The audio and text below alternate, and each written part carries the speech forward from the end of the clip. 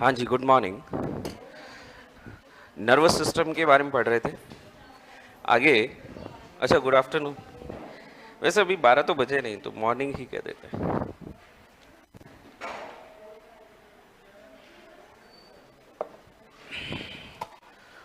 तो nervous system में neurons के बारे में हमने बात की थी, न्यूरॉन्स के टाइप्स देखे थे, न्यूरॉन की स्ट्रक्चर की भी बात की। अब आगे तंत्रिका तंत्र में मस्तिष्क की संरचना, मस्तिष्क के विभिन्न कार्य वगैरह की बात करते हैं। तो सबसे पहले हेडिंग लगाएंगे मस्तिष्क, ब्रेन।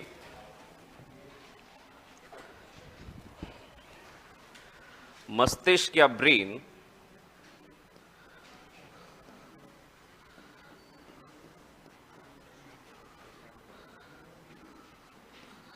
मस्तिष्क या ब्रेन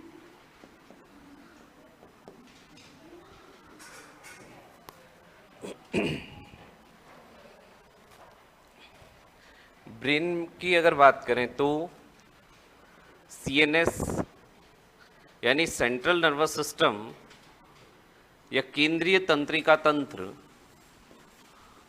का भाग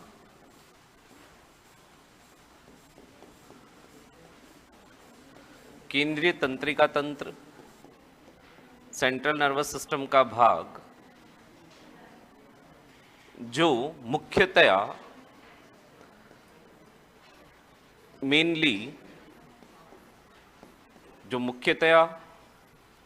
तंत्रिका कोशिकाओं या नर्व सेल्स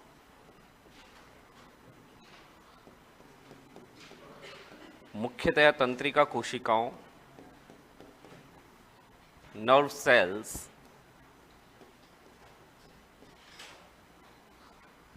से मिलकर बना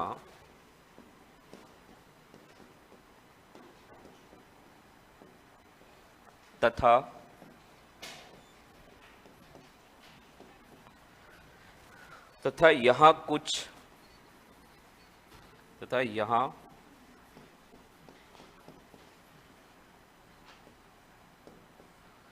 कुछ सहायक कोशिकाओं के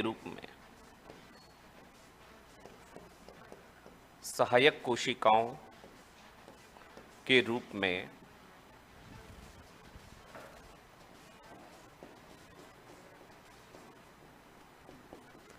न्यूरोग्लियल सेल्स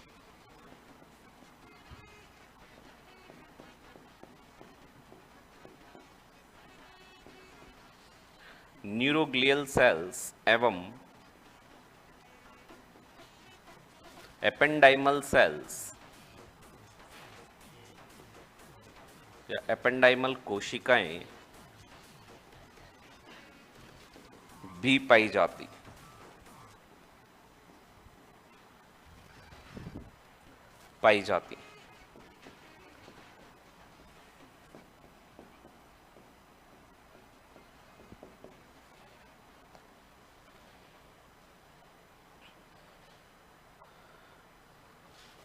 मेनली तो नर्व सेल्स या न्यूरॉन से मिलके बना, इसके अलावा कुछ और भी सेल्स हैं यहाँ पर, न्यूरोग्लियल सेल्स और एपेंडाइमल सेल्स।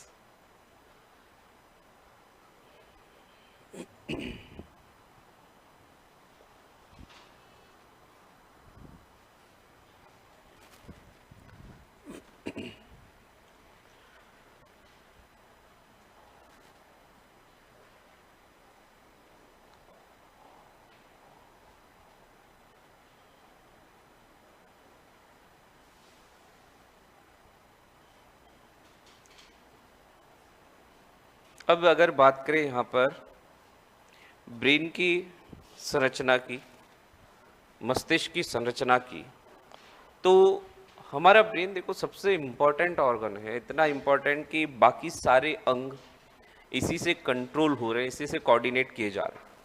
तो नेचर ने भी हमारे ब्रेन को बहुत सुरक्षा प्रदान की।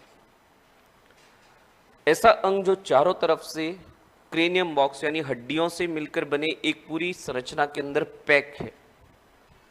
बाहर से कोई भी चोट अगर लगती है तो सीधा ब्रेन पर नहीं पहुंचेगी, यहाँ चारों तरफ क्या है, ब्रेन बॉक्स, ऐसे कह सकते हैं क्रेनियम बॉक्स है। एक क्रेनियम बॉक्स का निर्माण 8 हड्डियों या 8 अस्थियों से मिलकर होता है। कौन कौन सी अस्थियां, उनके नाम लिख लेते हैं। लेकिन जब हम बात करें इस तरह से, जब इस ब्रेन की स्ट्रक्चर को हम देखेंगे, ये सबसे बाहर की ओर ये इस तरह से मान लें कि ये सामने से दिखाई दे रहा है, ये पूरी ऊपर से खोपड़ी वाला भाग या क्रेनियम बॉक्स, एक क्रेनियम बॉक्स, अंदर की तरफ हमारा ब्रेन, ये हमारा ब्रेन, और इस ब्रेन और क्रेनियम बॉक्स के बीच में 3 पतली पतली झिल्लियों के जैसे या पतली मेम्ब्रेन्स के जैसी संरचनाएं पाई जाती है। पतली झिल्लियां, या जिन्हें मस्तिष्क आवरण कहते हैं। ब्रेन मेनिंजेस, बाहर से अंदर की ओर सबसे बाहर ड्यूरामेटर, बीच में एरेक्नॉइड और सबसे अंदर की ओर पाइयामेटर। ये सबसे बाहर, ये ब्राउन कलर से ये बनाया है, ये क्रेनियम बॉक्स। क्रेनियम बॉक्स में जैसे मैंने आपको बताया 8 हड्डियां हैं। कौन कौन सी देख लो। बिल्कुल फ्रंट में, ये वाली फ्रंट में ये है फ्रंटल बोन। फ्रंटल बोन 1, गिनते रहना 8 हो जाएगी। ये फ्रंटल बोन सामने 1, ऊपर की तरफ 2 बोन्स होती है, बिल्कुल सिर के ऊपर ये 2 बोन्स, पेराइटल बोन्स। तो 2 हो गई पेराइटल बोन्स, ऊपर से कवर कर रखा है। पीछे की तरफ ये पूरा यहां पर, ये यहां से लगाकर इतना पूरा ये ऑक्सीपिटल बोन 4। दोनों इधर कानों के ऊपर ये यहां पर होती है 2 टेम्पोरल बोन्स 6। और अंदर की तरफ, यानी बाहर से नहीं दिखाई देगी, 2 छोटी छोटी अस्थियां होती है, स्फिनॉइड और एथेमॉइड। एक स्फिनॉइड अस्थि और एक एथेमॉइड अस्थि, टोटल हो गई 8। ये 8 अस्थियां ये क्रेनियम बॉक्स का निर्माण करती है।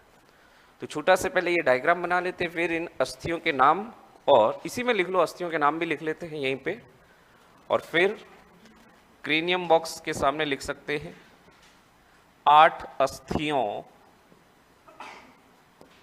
या बोन्स से बना। और कौन कौन सी वो 8 अस्थियां हैं, उनकी संख्या भी लिख लेंगे ब्रैकेट में। सबसे पहले फ्रंटल, बिल्कुल फ्रंट में 1 सिंगल बोन। ऊपर की तरफ ऑक्सीपिटल 2 ऑक्सीपिटल अस्थियां। पीछे की तरफ, सॉरी ऊपर तो पैराइटल, पीछे हो जाएगी ऑक्सीपिटल। ऊपर की तरफ पैराइटल, ये हो गई 2। पीछे की तरफ ऑक्सीपिटल 1।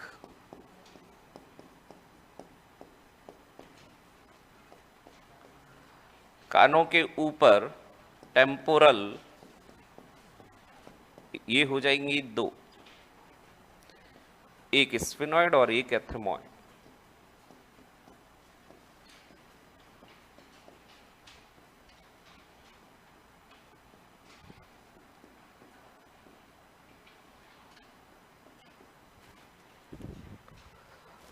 ये इनके पूरे नाम भी इधर लिख देता हूं। डी बोले तो ड्यूरामेटर,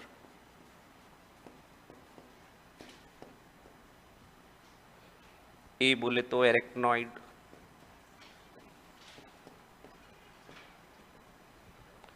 पी बोले तो पाइयामेटर।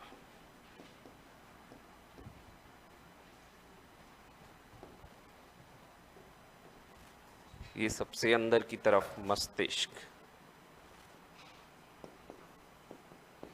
ब्रेन, और ये ड्यूरामेटर, एरेक्नॉइड, पाइयामेटर, इनको सामूहिक रूप से मस्तिष्क आवरण या ब्रेन मेनिंजेस बोल देंगे। मस्तिष्क आवरण,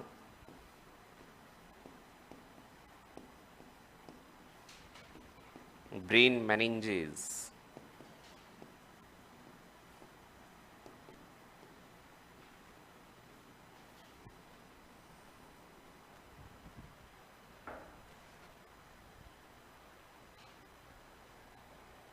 ब्रेन मेनिंजेस।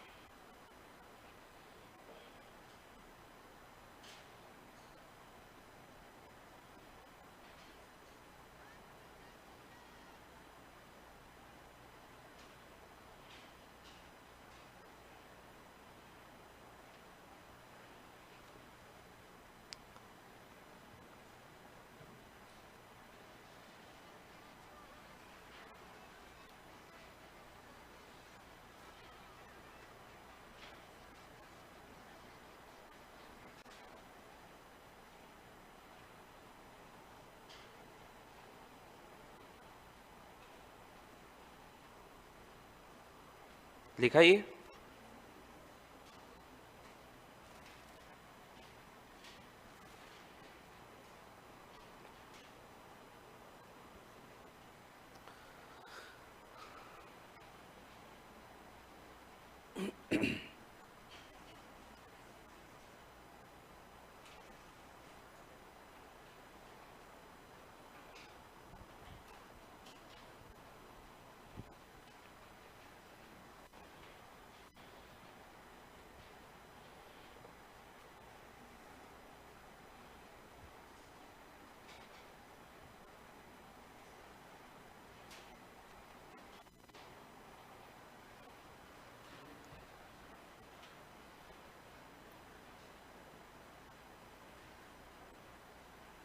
नोट किया ना ये? आगे बात करें। अब यहां पर एक और बात सुनना, देखो ये सबसे बाहर, भाई ये मान लिया ये हड्डी सबसे बाहर की तरफ क्रेनियम बॉक्स, इसके अंदर ये ये 3 झिल्लियां, सबसे बाहर ड्यूरामेटर, बीच में एरेक्नॉइड और सबसे अंदर की तरफ पायामेटर, और ये अंदर की तरफ यहां पर मस्तिष्क या ब्रेन। अब यहां सुनना, देखो एरेक्नॉइड ये वाली, पायामेटर ये वाली। एरेक्नॉइड के नीचे ये जो स्पेस है यहां पर, एरेक्नॉइड के नीचे ये जो स्पेस, ये वाला स्पेस, इस स्पेस को बोलेंगे सब एरेक्नॉइड अवकाश या सब एरेक्नॉइड स्पेस। और इस सब एरेक्नॉइड अवकाश या स्पेस में हम देखते हैं एक तरल या एक लिक्विड लगातार प्रवाहित होता है, जिसे हम सेरेब्रोस्पाइनल फ्लूइड या प्रमस्तिष्क मेरुद्रव कहते हैं। ये प्रमस्तिष्क मेरुद्रव, सेरेब्रोस्पाइनल फ्लूइड, इस शब्द में मस्तिष्क भी और मेरुरज्जु भी। तो बेसिकली ध्यान रखना, जब आगे हम बात करेंगे कब उसकी मेरुरज्जु की, तब मेरुरज्जु के तीनों और भी ये चारों और भी ये तीनों झिल्लियां पाई जाएंगी, ड्यूरामेटर, एरेक्नॉइड और पायामेटर, वहां पर भी होगी। और वहां पर भी ये लिक्विड जो है ना, प्रमस्तिष्क मेरुद्रव या सेरेब्रोस्पाइनल फ्लूइड, वहां पर भी प्रवाहित होगा। तो एरेक्नॉइड व पायामेटर के बीच जो अवकाश, दैट इज सब एरेक्नॉइड अवकाश, इसमें एक द्रव CSF या सेरेब्रोस्पाइनल फ्लूइड, प्रमस्तिष्क मेरुद्रव, लगातार प्रवाहित होता रहता है। लगभग इसके वॉल्यूम की बात करें तो 90 से 200 ml इसका वॉल्यूम। अगर मैं बात करूं इसका काम क्या है, इस लिक्विड का काम क्या है, तो जैसा आप पढ़ते भी हैं उत्प्लावन, ब्यूयांसी।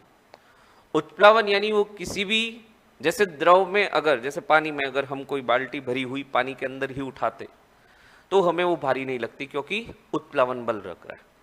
उसी पानी से भरी हुई बाल्टी को हम हवा में उठाएं तब हमें पता चलता है कि वो बहुत बहुत ज्यादा भारी है, उस समय उत्प्लावन बल इतना कार्य नहीं कर रहा है।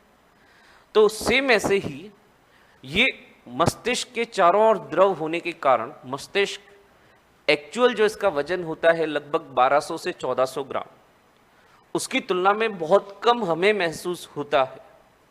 हमें मस्तिष्क का वजन केवल 180 ग्राम ही फील होता है, एक्चुअल होता है करीब 1.5 किलो के आसपास, लेकिन हमें इतना ही फील हो रहा है।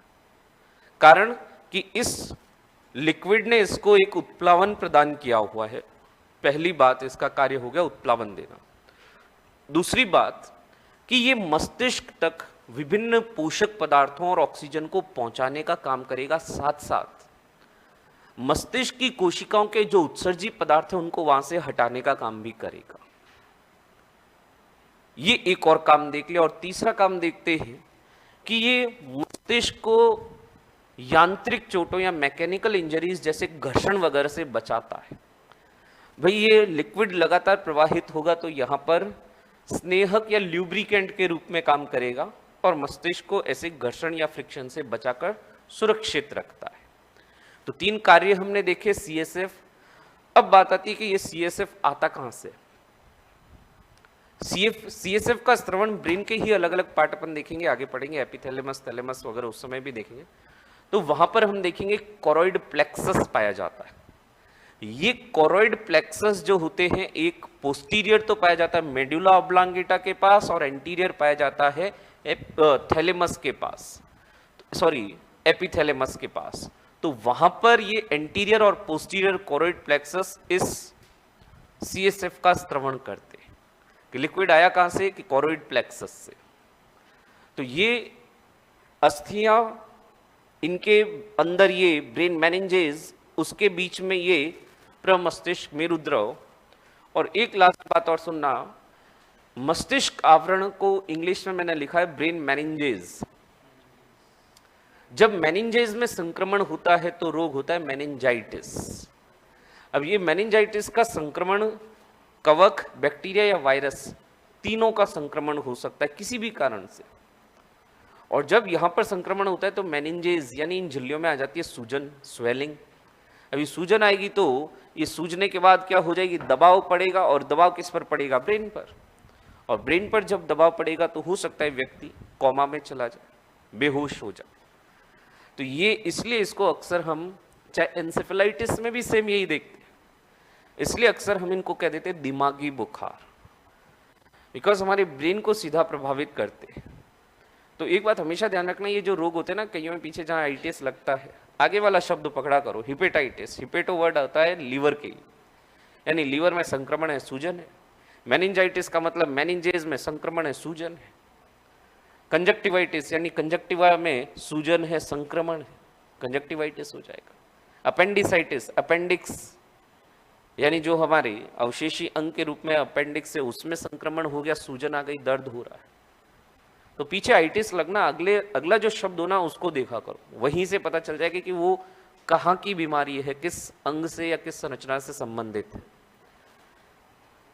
तो ये यहां पर इस मस्तिष्क के जो बाहरी चारों और संरचना, इनके बारे में लिख लेते हैं कुछ पॉइंट्स, फिर मस्तिष्क की आंतरिक संरचना में चलेंगे। लिखो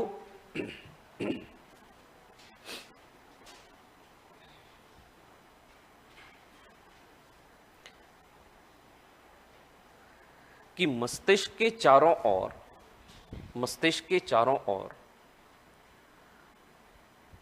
8 अस्थियों से बना क्रेनियम बॉक्स पाया जाता है। 8 अस्थियों से बना क्रेनियम बॉक्स पाया जाता है। 8 अस्थियों से बना क्रेनियम बॉक्स पाया जाता है। 8 अस्थियों से बना क्रेनियम बॉक्स पाया जाता है।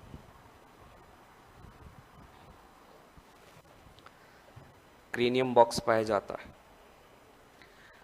अब कौन सी अस्थियां वो अपन ने लिख दिया, इसलिए दोबारा नहीं लिख रहे, ठीक है। इस क्रेनियम बॉक्स, कंटिन्यू में लिखेंगे, इस क्रेनियम बॉक्स व मस्तिष्क के बीच, इस क्रेनियम बॉक्स व मस्तिष्क के बीच इस क्रेनियम बॉक्स व मस्तिष्क के बीच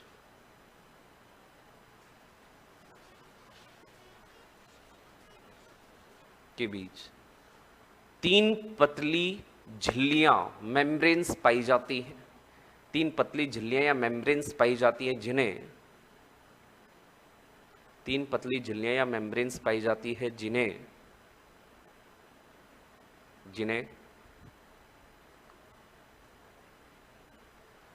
मस्तिष्क आवरण या मेनिंजेस कहते, जिन्हें मस्तिष्क आवरण या मेनिंजेस कहते, मस्तिष्क आवरण या मेनिंजेस कहते।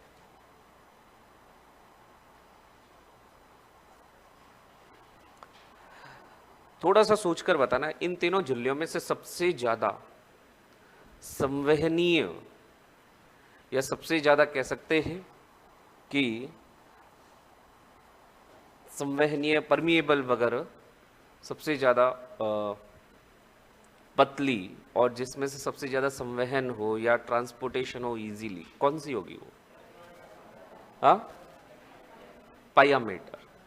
ब्रेन के सबसे पास कौन सी है? और संवहन करके किसको पहुंचाना है? ब्रेन को पहुंचाना है। ठीक है, तीन झिल्लियां होती है, ब्रेन मेनिंजेस कहते हैं। बाहर से अंदर की ओर, कंटिन्यू अगला पॉइंट लिखेंगे, बाहर से अंदर की ओर, बाहर से अंदर की ओर क्रमशः, बाहर से अंदर की ओर क्रमशः ड्यूरामेटर, एरेक्नॉइड एवं पायामेटर होती है। ड्यूरामेटर, एरेक्नॉइड एवं पायामेटर होती है। बाहर से अंदर की ओर क्रमशः ड्यूरामेटर, एरेक्नॉइड एवं पायामेटर होती है।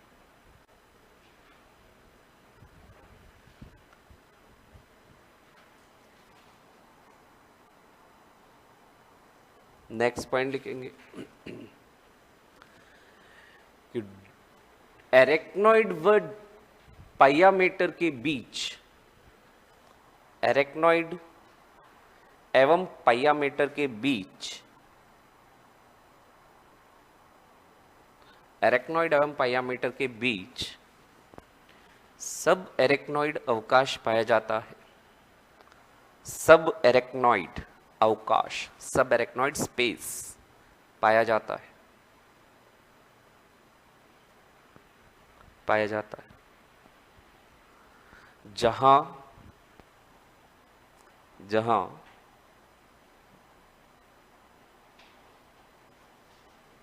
जहां एक तरल पदार्थ प्रमस्तिष्क मेरुद्रव, जहां एक तरल पदार्थ प्रमस्तिष्क मेरुद्रव, प्रमस्तिष्क मेरुद्रव लगातार प्रवाहित होता रहता है, लगातार प्रवाहित होता रहता है, लगातार प्रवाहित होता रहता है,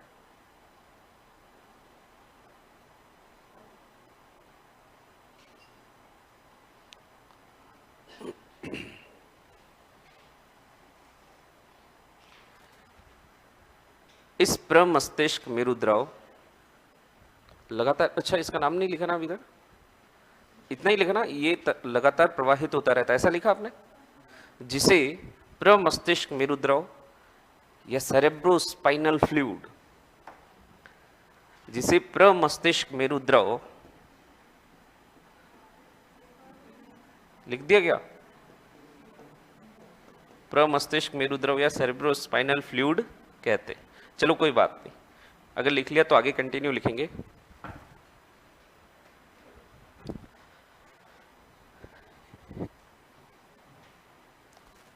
ये द्रव या लिक्विड निम्नलिखित कार्य करता है। ये द्रव या लिक्विड निम्नलिखित कार्य करता है, निम्नलिखित कार्य करता है। एक एक करके इसके कार्य लिख लेते। पहला लिख लो, ये मस्तिष्क को उत्प्लावन या ब्यूयांसी, मस्तिष्क को उत्प्लावन या ब्यूयांसी प्रदान करता है।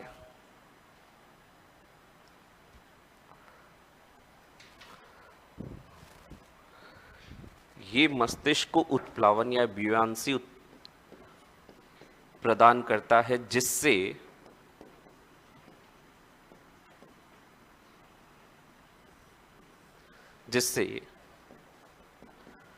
मस्तिष्क का वजन केवल 180 ग्राम ही अनुभव होता है।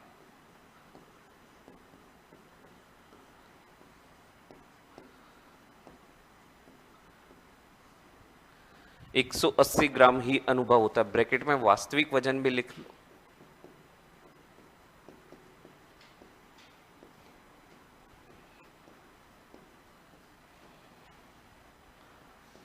बारह सौ बीस से 1400 ग्राम।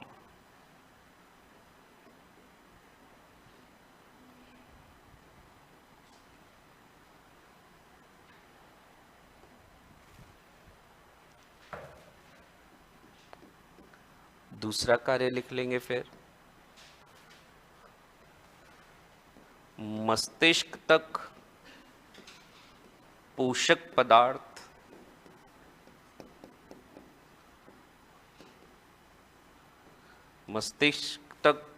पदार्थ एवं ऑक्सीजन पहुंचाना। मस्तिष्क तक पोषक पदार्थ एवं ऑक्सीजन पहुंचाना तथा उत्सर्जी पदार्थों को हटाना।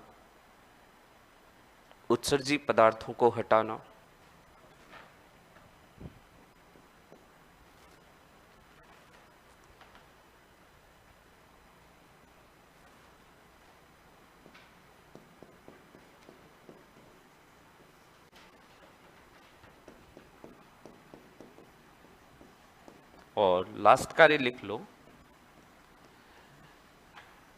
ये मस्तिष्क को यांत्रिक चोटों मैकेनिकल इंजरीज से सुरक्षा प्रदान करता है।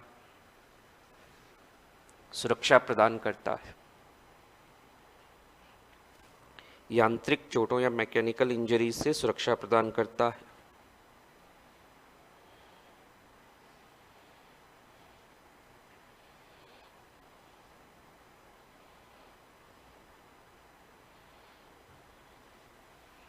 और इसी के नीचे नोट लगा लो।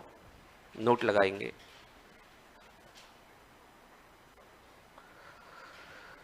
कि सीएसएफ का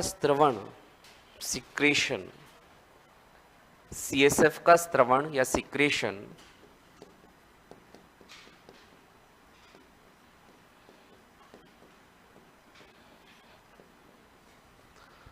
कोरोइड प्लेक्सस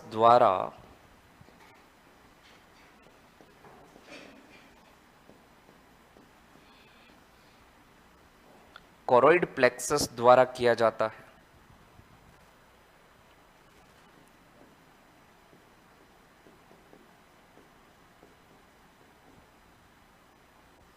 कोरोइड प्लेक्सस द्वारा किया जाता है तथा एक सामान्य वयस्क मनुष्य में, नॉर्मल एडल्ट पर्सन, एक सामान्य वयस्क मनुष्य में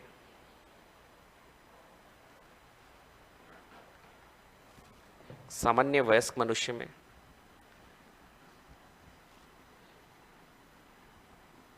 90 ml से 200 ml 90 ml से 200 ml CSF पाया जाता है। 90 से 200 ml CSF पाया जाता है।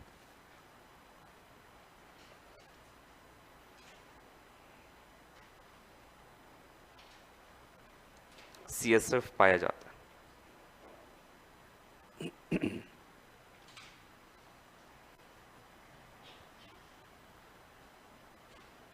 तो बाहर की बात की क्रेनियम बॉक्स से।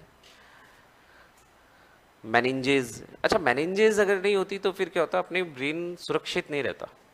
भले ही चारों ओर ये हड्डियों का आवरण है, भाई हड्डियों का आवरण अगर मान लो चारों ओर है भी और अंदर ब्रेन है, बीच में वो मेनिंजेस नहीं है, तो भी क्या होता, फिर अपना ब्रेन अंदर हड्डियों से टकराता तो ब्रेन को चोट लग सकती थी, क्योंकि ब्रेन है सॉफ्ट ऑर्गन और हड्डियां तो है काफी कठोर। तो ऐसे में थोड़ा सा भी अगर मूवमेंट होती तो ये आसपास टकरा जाता। तो एक तरह से पैकिंग मटेरियल का काम भी करती है ये जो झिल्लियां होती है। जैसे आजकल अभी कई बार अपन जैसे कुछ ऑनलाइन ऑर्डर करते हैं, कुछ भी चीज़ वगैरह मंगाते हैं, मान लो कोई कांच की बॉटल में ऐसा कोई स्प्रे वगैरह मंगाया, तो अब उसको केवल बॉक्स में डाल के थोड़ी देंगे। उस जो बॉटल है उसके चारों ओर वो एक पन्नी आती है ना, वो कौन सी जिसमें बबल्स होते हैं, वो है ना, वो लपेट के भेजते हैं। जिससे क्या होता है कि वो शॉक एब्जॉर्बर का काम करती है।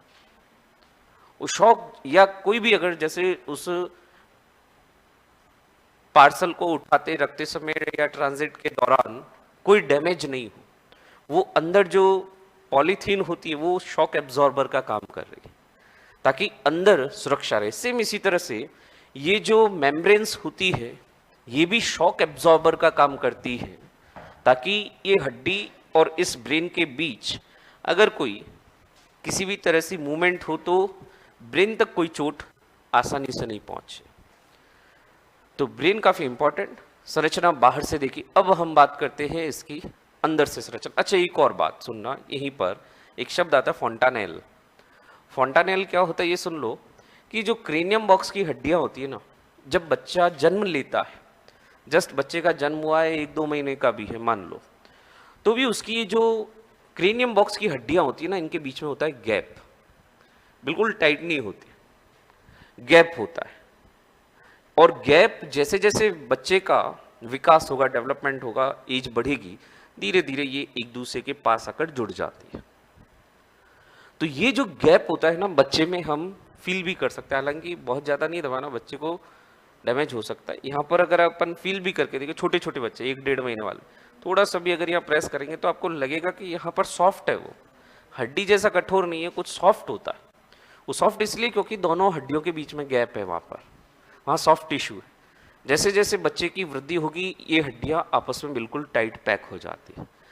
ऐसी जो बीच में ये गैप होते हैं इनको हम कहते हैं फॉन्टानेल्स कहते हैं।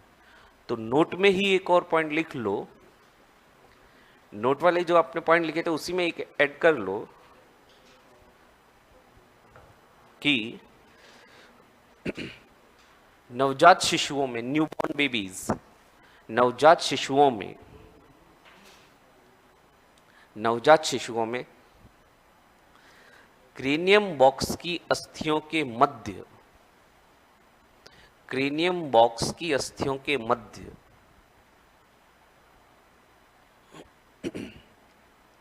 क्रेनियम बॉक्स की अस्थियों के मध्य कुछ अवकाश या गैप पाया जाता है, कुछ अवकाश या गैप या स्पेस पाया जाता है।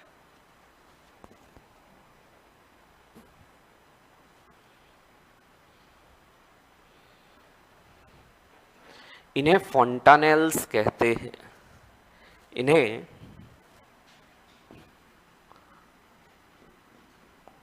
फॉन्टानेल्स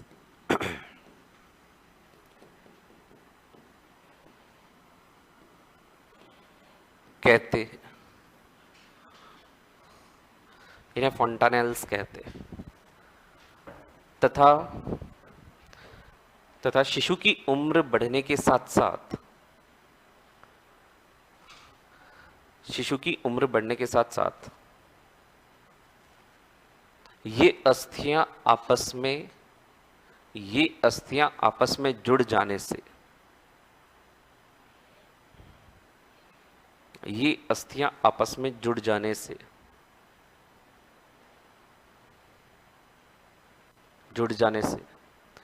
क्रेनियम बॉक्स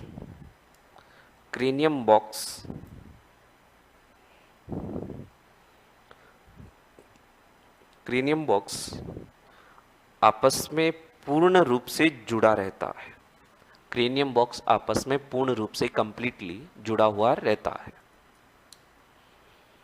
पूर्ण रूप से जुड़ा हुआ रहता है।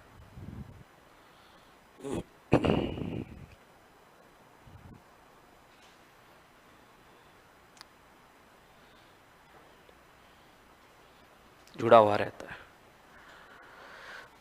अब बात करेंगे कि ब्रेन की आंतरिक संरचना कौन कौन से भाग होते हैं। एक छोटा सा फ्लो चार्ट बनाते हैं, उन संरचनाओं के पहले नाम लिखते हैं, फिर एक एक करके उनकी बात करेंगे। तो फ्लो चार्ट में हेडिंग मानव मस्तिष्क, और इस मानव मस्तिष्क में तीन संरचनाएं मुख्य रूप से देखते हैं।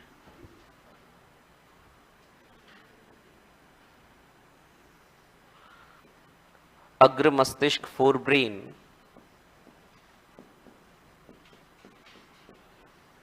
प्रोसेंसिफलॉन भी कहेंगे इसको,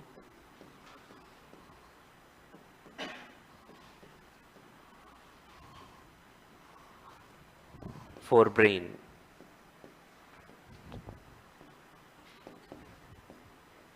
साथ साथ नोट कर सकते हो। बीच में मध्य मस्तिष्क, मिड ब्रेन, मीजेंसेफलॉन।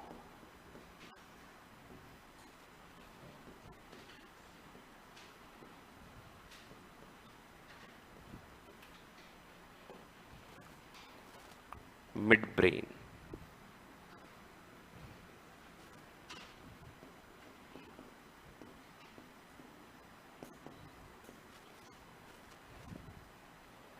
और सबसे लास्ट में पश्चिम मस्तिष्क,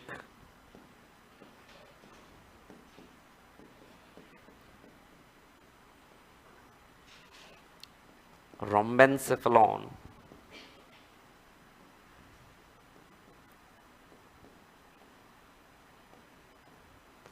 या हिंड ब्रेन।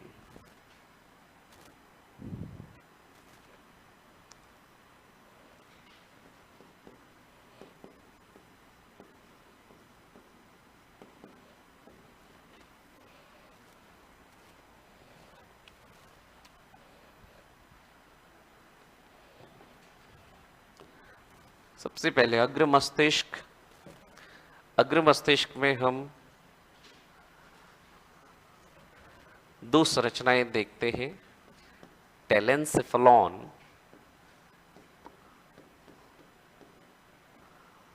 और डाइएनसेफलॉन।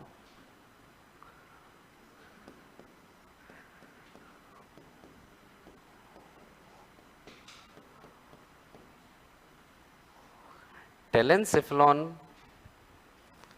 से जुड़ी या टेलेंसेफलॉन से विकसित होने वाली दो प्रमुख संरचनाएं, एक हो जाएगा घ्राण पिंड, ऑल्फैक्टरी लोब्स,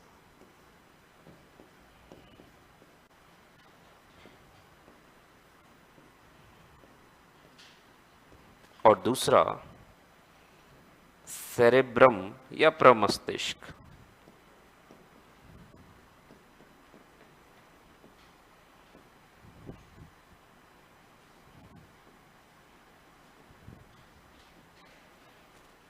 डाइएनसेफलॉन में तीन संरचनाएं संबंधित होती हैं।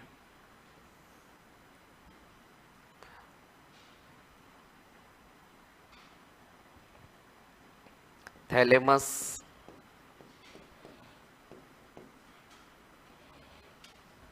एपिथैलेमस और हाइपोथैलेमस।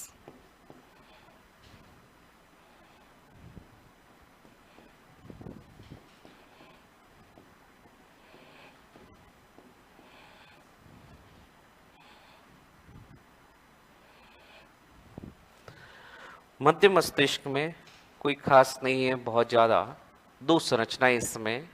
सबसे छोटा पार्ट भी अपना ब्रेन का, केवल दो संरचनाएं, कॉर्पोरा क्वाड्रिजेमिना। पहली संरचना कॉर्पोरा क्वाड्रिजेमिना,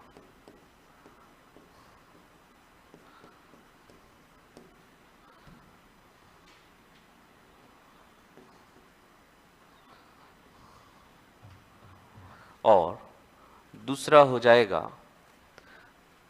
क्रूरा सेरेब्राई या सेरेब्रल पेडंकल भी कहते हैं इसको, क्रूरा सेरेब्राई, सेरेब्रल पेडंकल।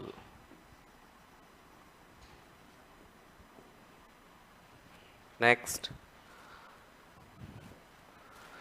पश्चिम मस्तिष्क में फिर दो संरचनाएं, मेटेनसेफेलॉन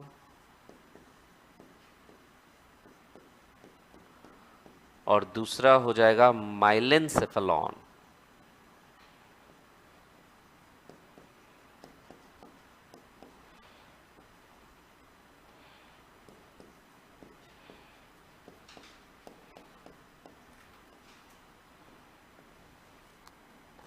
मेटेनसेफेलॉन से दो प्रमुख संरचनाएं संबंधित,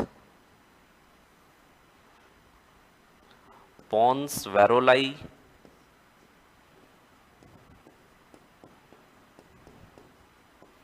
और दूसरी हो जाएगी अनुमस्तिष्क सेरेबेलम।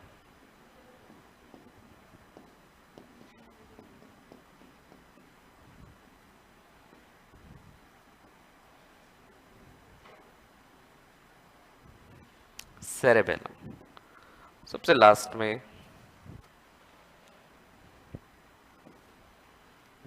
माइलेनसेफेलॉन से संबंधित संरचना मेड्यूला ऑब्लांगेटा।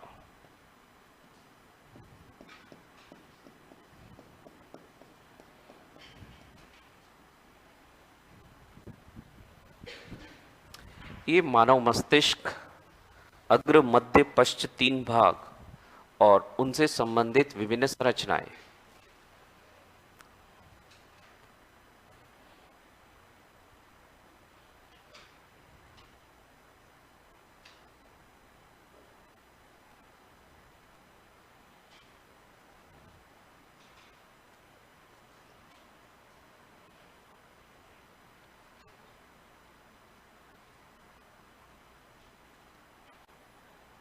प्रोसेन, मेसन और rhombencephalon forebrain, midbrain, hind brain.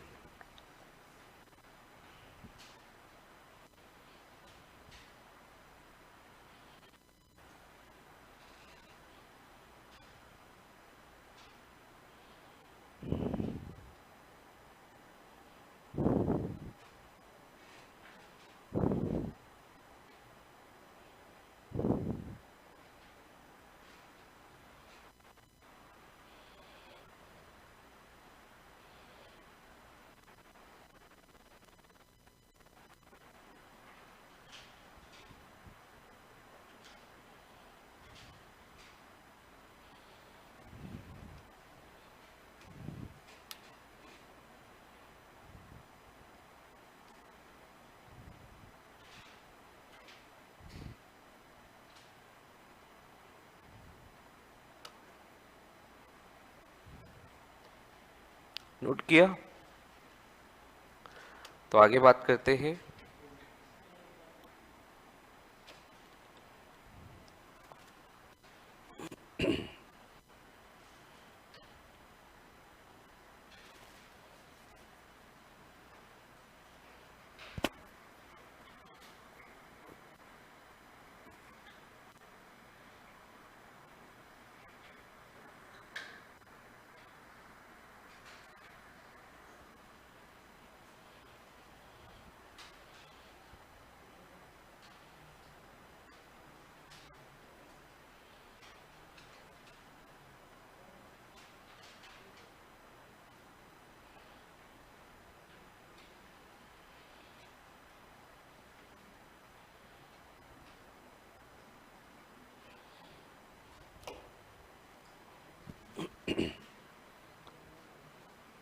हाँ, नोट किया?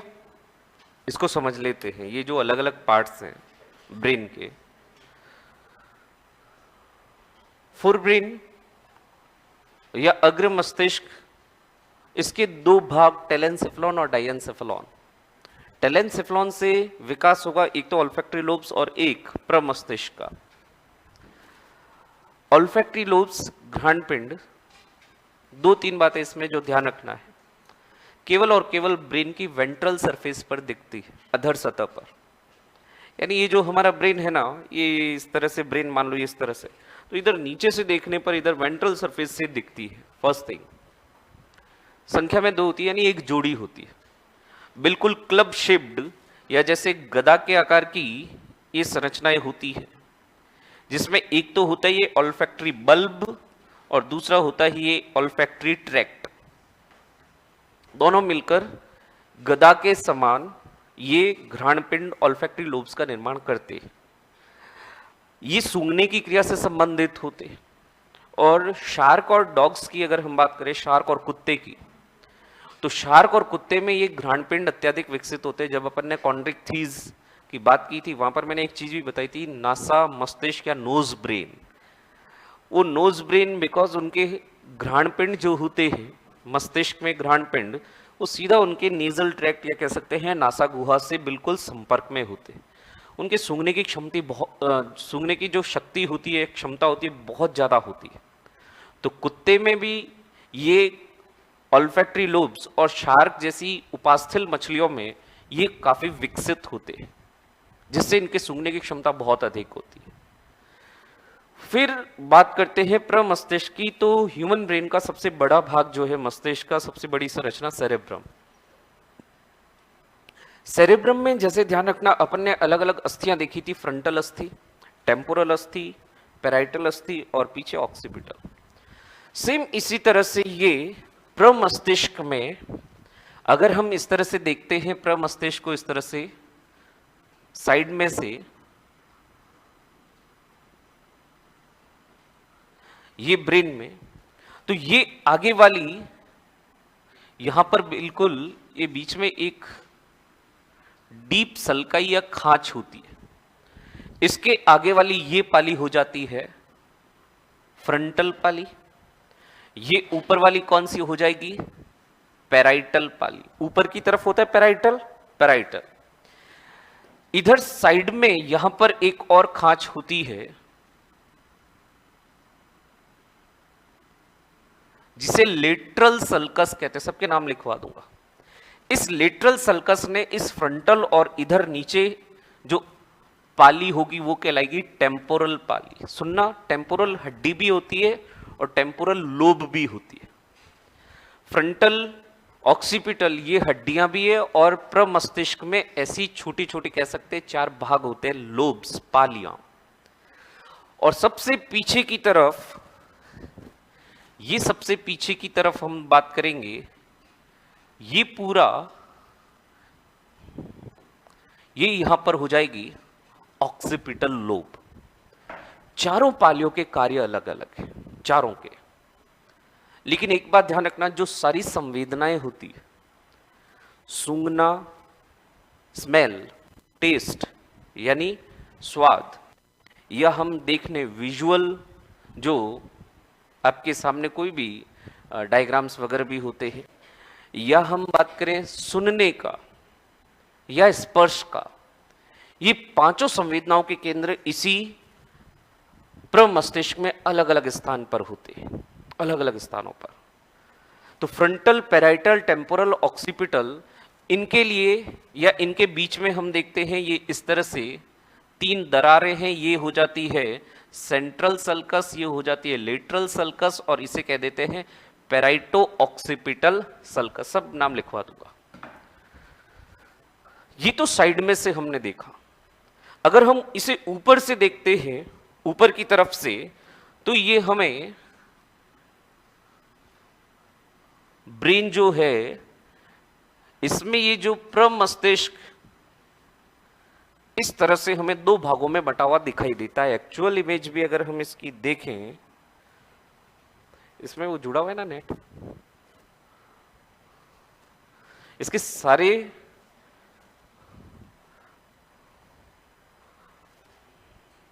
कौन से बाबा जी है? हाँ,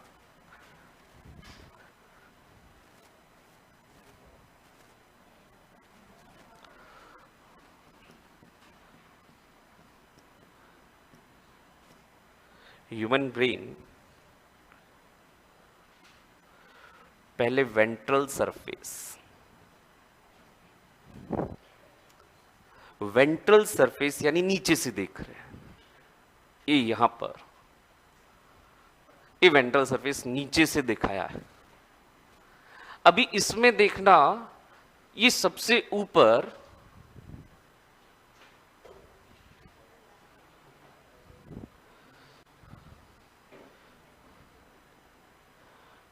ये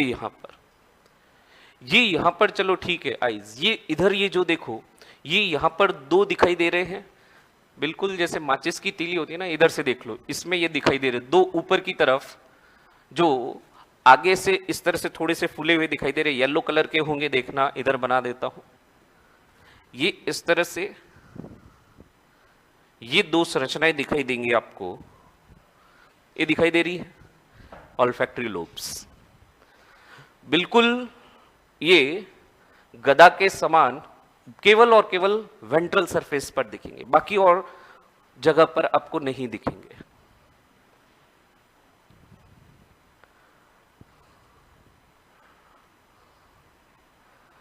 अब यहां पर देखें, ये जो मैंने उस तरफ बनाया था उसका अगला सिरा, इसका अगला सिरा इस तरफ है, ऐसे किया हुआ है। ये रेड कलर वाला कौन सा है? फ्रंटल लोब, ठीक है। ऊपर की तरफ पैराइटल, पीछे की तरफ ये ग्रीन वाला ऑक्सीपिटल, और ये जो ऑरेंज वाला है ये क्या कहलाएगा? टेम्पोरल लोब, ठीक है।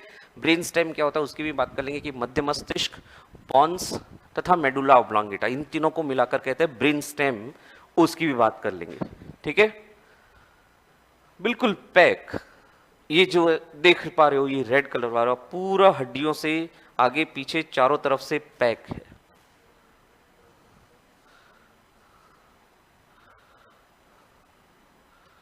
कॉर्पस कैलोसम क्या है ये भी बात करेंगे इसकी, चलो। अच्छा यहां पर एक बात देखो, ये यहां पर इस ब्रेन को देखो, ये भी हमारा ब्रेन ही है।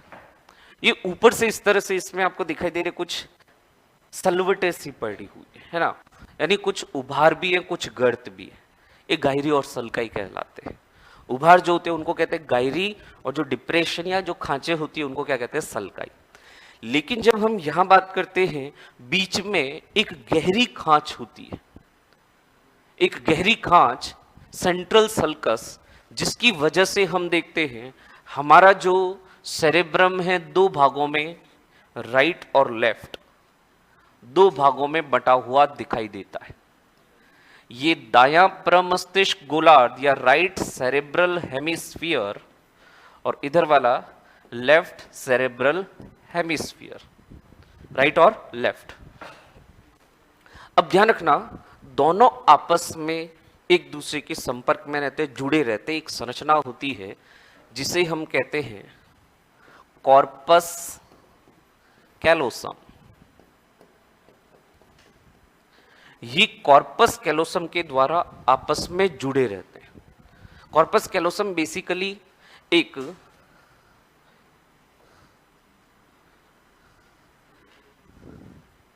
तंत्रिकीय संरचना होती है, इस तरह से पट्टीनुमा, जिसका अगला एंटीरियर पार्ट जो मुड़ा हुआ, इसे तो कह देते हैं जेनु,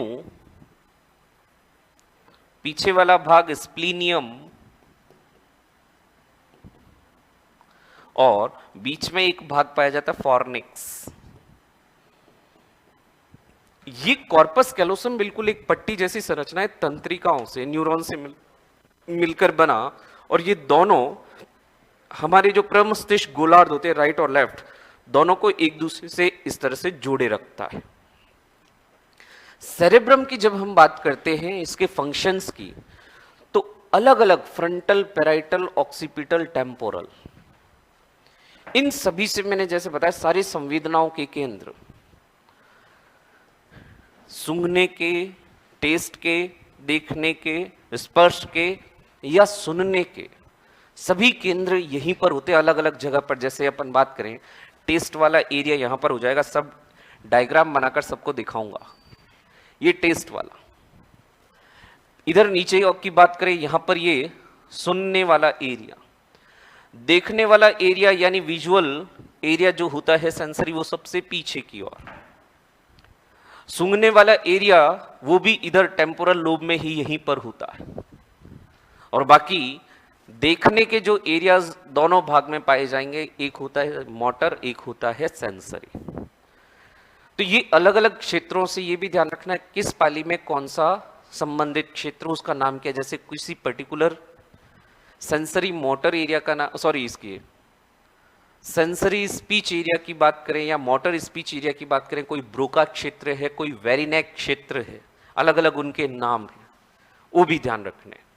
सबसे मैंने कहा ना कॉम्प्लेक्स पार्ट ह्यूमन ब्रेन का, उसमें भी सबसे कॉम्प्लेक्स सेरेब्रम। जो हमारे सारी ऐच्छिक क्रियाएं होती है, वॉल्यूंटरी एक्शंस, सभी इस सेरेब्रम से होते हैं। आप कुछ लॉजिकल रीजनिंग वगैरह के क्वेश्चंस करते हो, सब यहीं से। अब कभी जैसे आजकल काफी होता है ऐसे, वो VR वगैरह का यूज करते हैं, वर्चुअल रियलिटी वगैरह, उसमें ऐसे आप जैसे मॉल्स वगैरह में जाते हो, यहाँ पर 2-4 जैसे अच्छे मॉल्स में देखते भी हैं, वहाँ पर क्या करते हैं, आपको एक इस तरह से चश्मा या एक बॉक्स आपके आंखों पर पहना देते, फिर उसके अंदर आपको जो जैसे कोई भी ऐसे वीडियोस वगैरह होते हैं वो आपको ऐसे दिखाई देता है 3D एनिमेशन टाइप, जिसमें आपको लगता है वर्चुअली यानी वाकई में वहां पर ऐसा लगता है, एहसास होता है, लेकिन वहां होते नहीं आप। लेकिन वो जो सारी इमेजिनेशन है ना, वो इस सेरेब्रम से हो रही है। आपकी याददाश्त, आपकी मेमोरी सब यहां से, सेरेब्रम से। आपकी इंटेलेक्चुअल कैपेबिलिटी जो है वो भी सेरेब्रम से संबंधित है। कहने का मतलब जो आपकी संवेदनाएं, आपकी सोच, आपका तर्क करना, आपका बहस करना या आपकी याददाश्त, सभी इस सेरेब्रम में स्थित है। सेरेब्रम की अगर मैं बात करूं, यहां पर जो सेरेब्रम का बाहर वाला भाग जिसे सेरेब्रल कॉर्टेक्स कहते हैं, सामान्यतः एक बात ध्यान रखना, आगे अपन एड्रिनल की बात करेंगे तभी भी देखते हैं या किडनीज में भी देखते हैं, किसी भी ऐसी संरचना का जो आउटर पार्ट होता है उसे तो क्या कह देते हैं, कॉर्टेक्स, और जो मिडल पार्ट होता है उसे क्या कह देते हैं, मेडुला। ठीक है, जैसे किडनी में भी देखेंगे कॉर्टेक्स और मेडुला, एड्रिनल में भी देखते हैं, बाहर की तरफ एड्रिनल कॉर्टेक्स, अंदर की तरफ एड्रिनल मेडुला। ब्रेन में इस सेरेब्रम में भी हम देखते हैं जो आउटर पार्ट होता है ना, कॉर्टेक्स, ध्यान से सुनना, अब इंपॉर्टेंट चीज है। इसे आउटर पार्ट को जो कॉर्टेक्स पूरा बोल देते हैं, इसको सेरेब्रल कॉर्टेक्स, सेरेब्रल कॉर्टेक्स। ये सेरेब्रल कॉर्टेक्स में ऐसे न्यूरॉन्स अधिक मात्रा में पाए जाते हैं जिन पर माइलिन एब्सेंट होता है, माइलिन नहीं होता है। एक्सॉन था ना, कल भी मैंने बताया था कि कुछ नर्व सेल्स या नर्व फाइबर्स ऐसे होते हैं जो माइलिनेटेड यानी जिनमें माइलिन है, और कुछ ऐसे होते हैं जिन पर माइलिन नहीं होता, नॉन माइलिनेटेड या माइलिन रहित तंत्रिका तंतु कहलाते। अभी एक बात सुनना, मैंने कल लिखवाया भी था आपको कि माइलिन किससे बना होता है, माइलिन किससे बना होता है, फैट से, और फैट का आवरण अगर इसके चारों ओर है तो वह सफेद रंग का दिखाई देता है। अब यहां पर क्या है, माइलिन एब्सेंट है, तो कोशिका अपने एक्चुअल कलर या कह सकता हूं ग्रे कलर की दिखाई देगी। तो सेरेब्रम का आउटर पार्ट या सेरेब्रम का जो कॉर्टेक्स वाला भाग है जहां पर माइलिन रहित तंतु हैं, तो उसका रंग कैसा दिखाई देगा, ग्रे कलर का। लेकिन यही अगर हम बात करें सेरेब्रम के अंदर वाले भागों में, तो वहां माइलिन युक्त न्यूरॉन्स अधिक पाए जाएंगे, जो किस रंग के दिखाई देंगे, सफेद रंग के, व्हाइट रंग के। इसलिए आपने पढ़ा भी होगा कि हमारा ब्रेन बाहर ग्रे मैटर और अंदर की तरफ व्हाइट मैटर, यानी बाहर धूसर द्रव्य और अंदर की तरफ क्या पाया जाता है, श्वेत द्रव्य, ऐसा पढ़ते हैं। तो ये ग्रे मैटर और व्हाइट मैटर कुछ और नहीं, माइलिनेटेड और नॉन माइलिनेटेड न्यूरॉन्स के कारण ऐसे रंग दिखाई देते हैं। तो अगर माइलिन है तो सफेद रंग, अगर माइलिन नहीं है या माइलिन रहित तंत्रिका कोशिकाएं अधिक हैं तो वहां पर व्हाइट कलर नहीं दिखाई देगा, वो ग्रे कलर का अपीयरेंस दिखाई देगा। स्पाइनल कॉर्ड जब अपन पढ़ेंगे ना, वहां उल्टा होता है। स्पाइनल कॉर्ड में अपन ये पढ़ते हैं कि मेरुरज्जु का बाहरी भाग व्हाइट मैटर का बना और आंतरिक भाग किसका बना होता है, ग्रे मैटर का। वहां पर उल्टा है। तो यहां पर सेरेब्रल कॉर्टेक्स में वापस बता देता हूं, जो आउटर पार्ट होता है सेरेब्रल कॉर्टेक्स में, वहां ऐसी तंत्रिका कोशिकाएं ज्यादा पाई जाती है जहां पर माइलिन नहीं पाया जाएगा। और माइलिन नहीं होगा तो वहां पर कोई व्हाइट कवरिंग नहीं होगी, वसा का आवरण नहीं होगा, और व्हाइट कवर नहीं तो वो ग्रे कलर के दिखाई देते हैं। और इसी के अंदर वाले भाग की बात करूं तो वहां पर हम देखते हैं ऐसी तंत्रिका कोशिकाएं ज्यादा पाई जाती है जिनमें माइलिन का आवरण होता है। इसकी वजह से आंतरिक भाग व्हाइट मैटर या श्वेत द्रव्य का बना हुआ उसे कह देते हैं। तो ये सेरेब्रम सबसे बड़ा भाग और सबसे ज्यादा क्वेश्चन बनने की संभावना भी यहीं से रहती है। कौन कौन से frontal, parietal, occipital, temporal lobe किस कार्य से संबंधित होती है। जैसे अभी यहाँ एक छोटी सी बात करता हूँ, टेम्पोरल लोब में मैंने सुनने का केंद्र और सूंघने का केंद्र दोनों बताया। तो सुनने और सूंघने की जो क्रिया होती है टेम्पोरल लोब से संबंधित है, कार्य हो गया उसका। ऑक्सीपिटल लोब पीछे, इसमें यहां पर मैंने विजुअल एरिया बनाया, यानी जो देखने की क्रिया कौन सी पाली से संबंधित है। हालांकि देखो, देखने के लिए प्रकाश आपकी आंखों से अंदर जा रहा है, इमेज रेटिना पर बन रही है, यानी आंख देखने से संबंधित अंग है, कान सुनने का अंग है, नाक सूंघने से संबंधित है, लेकिन इन सबकी, या जीभ टेस्ट का ऑर्गन है, लेकिन ये सारी नर्व्स से जुड़े हुए हैं। और ये नर्व्स इन सारी संवेदनाओं को कहां पर ले जाते हैं? ब्रेन में। अगर वो टेस्ट, वो स्मेल या वो साउंड अच्छा लगेगा तो आपके अंदर यानी ब्रेन में, इसी सेरेब्रम में प्रोसेसिंग की क्रिया होती है। वो प्रोसेसिंग की क्रिया के बाद आपका जो मोटर एरिया, यानी सेरेब्रम के अंदर 3 एरिया होते हैं, एक होता है सेंसरी, एक होता है मोटर, एक होता है एसोसिएशन एरिया। तो कोई भी बाहर की संवेदना को रिसीव किया सेंसरी एरिया ने, फिर उसकी प्रोसेसिंग जो होती है, कल भी मैंने बताया 3 शब्द बताए थे, RPR, receiving, processing and response. तो बीच वाला जो है ना प्रोसेसिंग, वो होता है एसोसिएशन एरियाज में। ये एसोसिएशन एरियाज, ये इस तरह से बीच बीच में एसोसिएशन एरियाज पाए जाते हैं। तो उससे क्या होगा, कोई भी स्मेल है, कोई भी साउंड है, कोई भी टेस्ट है, उसकी प्रोसेसिंग होगी, पता चलेगा यार पहले खाया हुआ है, नहीं खाया हुआ है, या पहले ये आवाज़ सुनी हुई है या नहीं सुनी। कई बार होता है गाने सुनकर आप उसके जो सिंगर होते हैं, अगर आप गाने वगैरह सुनने का शौक रखते हैं तो गाने को केवल सुनकर उसके सिंगर का नाम बता देते हो, बिकॉज वो जैसे ही साउंड गया, प्रोसेसिंग हुआ ब्रेन में और याद आया अच्छा ये उसकी आवाज़ है। कई बार होता है ना, कोई दोस्त वगैरह बहुत टाइम बाद केवल कहीं से आवाज़ सुनते तो ऐसा लगता है ये आवाज़ उसकी है, पूरी प्रोसेसिंग चालू हो जाती है। और ये प्रोसेसिंग ही सबसे जटिल चीज होती है। इसीलिए जो most complex part of human brain, आज भी इस पर रिसर्च हो रहा है। ठीक है, हमने इसको काट पीट कर देख लिया, क्या क्या उसके अंदर संरचना है, सबकी बात कर ली, लेकिन अभी भी इनकी जो फंक्शन जो है, आज भी इस पर रिसर्च होता रहता है। इतना जटिल अंग है, इतने ज्यादा डायमेंशन और किसी भी सिस्टम में हम नहीं पढ़ते जितना इस नर्वस सिस्टम में पढ़ते हैं। क्योंकि बाकी सबको भी कंट्रोल करने का काम सबका, सारे सेंसेशंस हो गए, सारे आपके वॉल्यूंटरी इनवॉल्यूंटरी एक्शन हो गए, सभी कौन कर रहा है? ये तो कर रहा है ब्रेन। तो ये सेकंड मोस्ट, सबसे मोस्ट इंपॉर्टेंट पार्ट है एग्जाम के पर्पज से। ठीक है, वैसे तो पूरा ब्रेन अपना इंपॉर्टेंट होता है, लेकिन एग्जाम में सबसे ज्यादा क्वेश्चन यहां से पूछते हैं। Sir, when a person forget his memory then again get it, so what happens in cerebral cortex? okay, वैसे तो देखो मेमोरी लॉस जो होता है ना, नॉर्मली हम देखते हैं इरिवर्सिबल होता है। वो हिंदी फिल्मों में बताते हैं कि वहीं पर वापस चोट मारो और ठीक हो जाएगा, याददाश्त आ जाएगी। अरे चोट मारने से और डैमेज ही होगा। केवल ऐसे चोट मारने से अगर याददाश्त वापस आ जाती तो फिर तो डॉक्टर को कोई पूछता ही नहीं फिर तो। ठीक है, लेकिन मेमोरी लॉस जो होता है, बिकॉज क्या होता है, एज के साथ वगैरह हम कई बार देखते हैं अल्जाइमर्स वगैरह बीमारियों में न्यूरॉन्स डैमेज हो जाते हैं, नर्व सेल्स नष्ट हो जाती हैं, और ऐसे में हम जानते हैं सबसे कम पुनरुद्भवन क्षमता है, नए न्यूरॉन्स तो बनेंगे नहीं, तो ऐसे में जो लॉस हो गया वो तो हो गया। लेकिन हम क्या करते हैं कि कुछ न्यूरोट्रांसमीटर्स वगैरह, यानी जो अल्जाइमर वगैरह के पेशेंट होते हैं ना, उनको कुछ हम न्यूरोट्रांसमीटर्स देते हैं, जिससे क्या होता है उनके मेमोरी लॉस होने की जो दर है ना वो कम हो सके, वो उनका यूज हम करते हैं।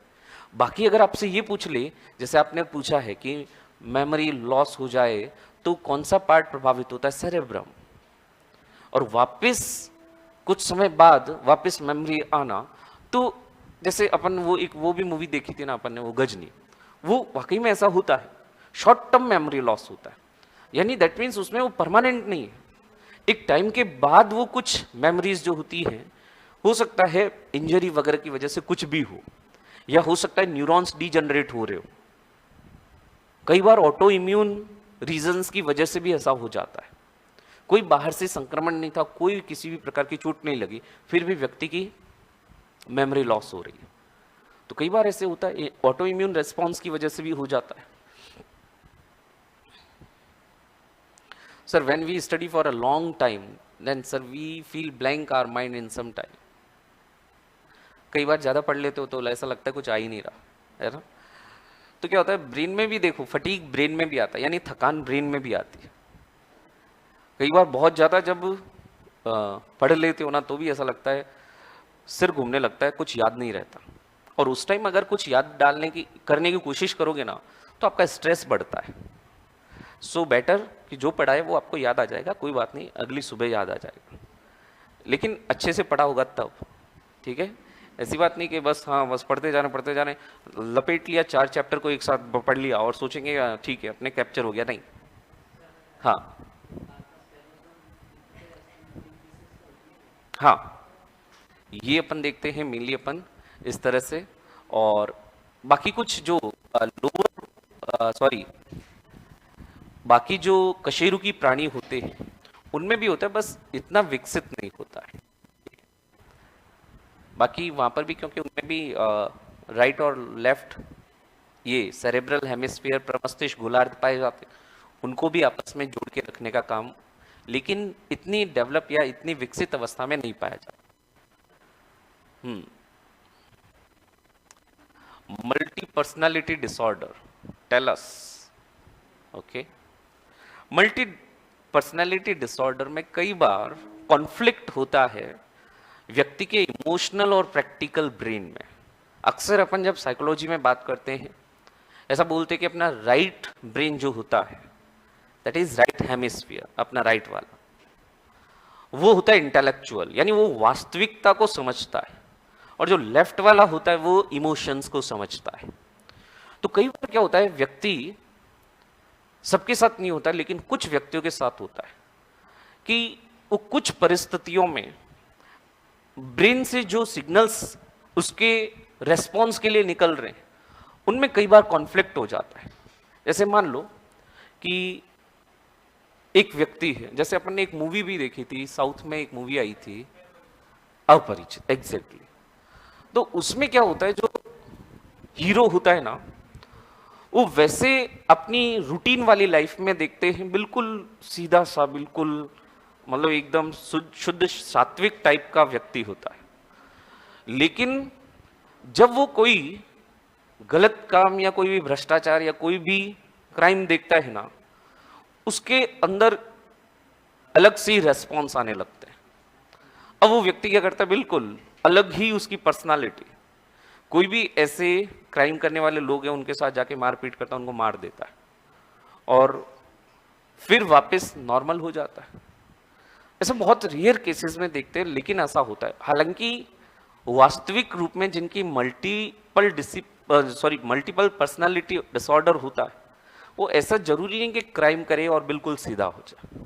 ऐसा भी हो सकता है कि मान लो किसी एक धर्म विशेष को बहुत ज्यादा मान रहा हूं, मान लो, और मैं उस धर्म विशेष के बारे में बहुत मन में मानता हूं और उसको बहुत फॉलो करता हूं, लेकिन जब मैं आम व्यक्ति के साथ मिलता हूं ना तब मैं उसके आगे उस धर्म की बात ही नहीं करता।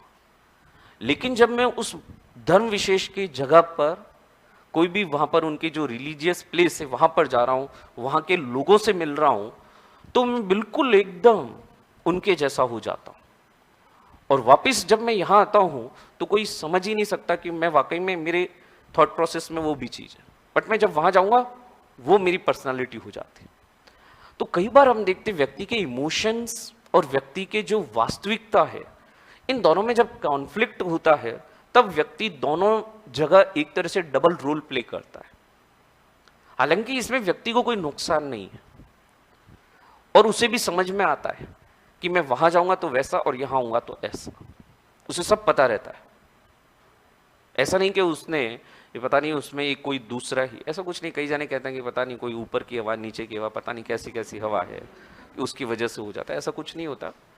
हो जाता है कई बार, पर्सनालिटी डिसऑर्डर होता है, साइकोलॉजिकल बिहेवियर या कोई साइकोलॉजिकल ऐसी कोई घटना घटती है लाइफ में तो उससे भी हो जाता है।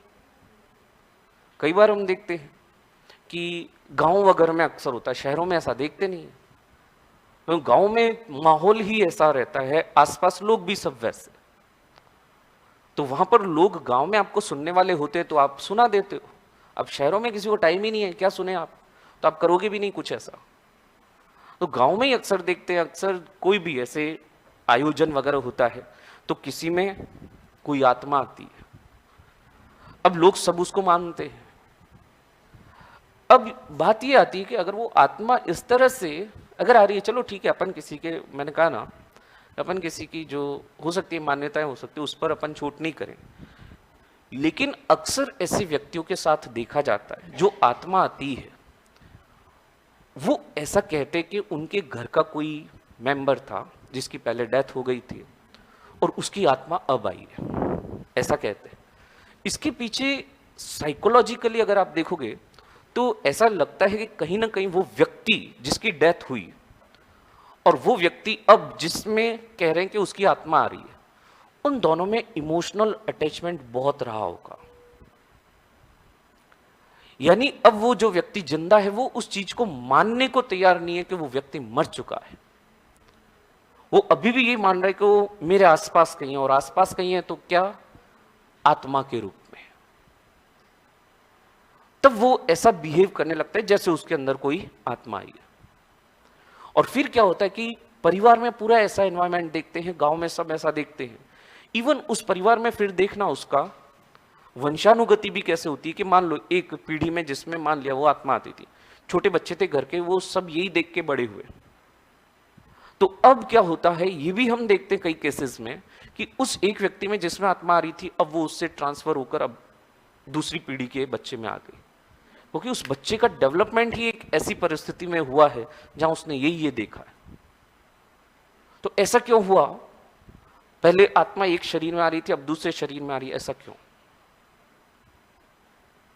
तो कई बार ऐसे इस तरह से जब व्यक्ति साइकोलॉजिकली कहीं से हिट होता है या कहीं से उसको बहुत प्रभावित होता है तब ऐसा व्यवहार देखा जाता है। अभी देखो शहरों में क्यों नहीं आते, बिकॉज शहरों में लाइफ बहुत तेज है। किसी क्लोज वन की डेथ भी हो जाती तो या तो वो व्यक्ति बीमार पड़ जाएगा, खुद मर जाएगा, उसमें आत्मा नहीं आती, क्योंकि आत्मा आती है ना तो आत्मा किसी को सुनानी भी तो चाहिए। ऐसे व्यक्ति जो होते हैं ना जिनको ऐसा लगता है तो वो इस तरह से व्यवहार करेंगे तो लोग आसपास इकट्ठा होंगे, देखेंगे। शहरों में टाइम किसके पास है? कोई पड़ोसी की डेथ भी हो गई, ठीक है, 2-4 दिन ऐसा लगेगा हाँ यार अच्छा व्यक्ति था, 10वें दिन भूल जाएंगे, फिर बाद में भूल जाते हैं। तो इसलिए कई बार ऐसा भी होता है। अब जो ये कई बार इस तरह से दावा करते हैं तो अपन उसमें नहीं जाते कि अपन वो सही है या गलत है, लेकिन साइकोलॉजी की दृष्टि से देखो तो इस वजह से ऐसा होता है। ये अक्सर मैं कहता हूं ये साइकोलॉजी की पावर होती है कि व्यक्ति को कुछ भी मानने को बिल्कुल ब्लॉक कर सकती है, आपके सोचने की थॉट प्रोसेस को रोक सकता है कोई व्यक्ति भी। अगर मैं मान लो आपके सामने इस तरह से एकदम से कोई जादू करूं और ये हवा में से 4 या 5 कोई सोने की अंगूठियां ऐसे हाथ में दिखा दूं तो आप तो हो गए ना ब्लॉक कि भाई मेरे पास कोई ना कोई ऐसी शक्ति है। अरे ऐसी शक्ति होती वाकई में तो मैं यहां थोड़ी होता, यहां थोड़ी होता फिर मैं, हाँ तो फिर मैं तो सोने का ही बेड होता मेरे और सोने का ही सब कुछ होता मेरे आसपास, सोना ही सोना होता। तो कई बार ऐसे हो जाता है, अपनी साइकोलॉजी को देखो, लोगों को कभी भी प्रभावित करना हो ना, उनकी साइकोलॉजी पे चोट करना होता है। नेता हो चाहे अभिनेता हो, कोई भी, वो आपको प्रभावित कब कर पाते हैं, जब वो आपके दिमाग में गहरी पैठ बनाते हैं। और दिमाग में गहरी पैठ कैसे बनाएंगे भाई, अगर कोई एक्टर है तो वो ऐसे स्टंट वगैरह करेगा, वो ऐसा लग रहा है, वैसा कर रहा है, वो वाकई में थोड़ी कर रहा है वो तो। लेकिन कई व्यक्ति होते हैं इमोशनल होते हैं, और यार वो जीप को धक्का दे दिया एक हाथ से, ये कर दिया, वो कर दिया। हाँ, मेडिसिन, साइकोट्रोपिक ड्रग्स होती है ना। अच्छा, मैजिशियंस, हाँ, तो वो तो हाथ की सफाई है ना भाई, सीधी सी बात है, अगर वाकई में कोई जादू होता, हाथ हवा में से सोना निकलता, बताइए, आपका पूरा साइकोलॉजी, मैंने कहा ना, आपकी जो ब्रेन की सोचने की क्षमता है ना, सब जब जाम हो जाती है, आपके सामने कोई ऐसा काम करता है। लेकिन अगर आप थोड़े से पढ़े लिखे हो, आप चीजों को समझते हो कि यार ऐसा नहीं होगा, तो आप मानोगे ही नहीं। आपको पता है कि यार वो बस ठीक है, उसने कुछ कलाकारी की, या कुछ हो सकता है इधर का उधर का, बस खत्म। लेकिन कई बार होता है कम पढ़े लिखे लोग, इसीलिए तो गांव में देखते हैं जहां कम पढ़े लिखे लोग होते हैं, तो वहां पर ऐसी चीजें ज्यादा होती है, शहरों में नहीं हो रही।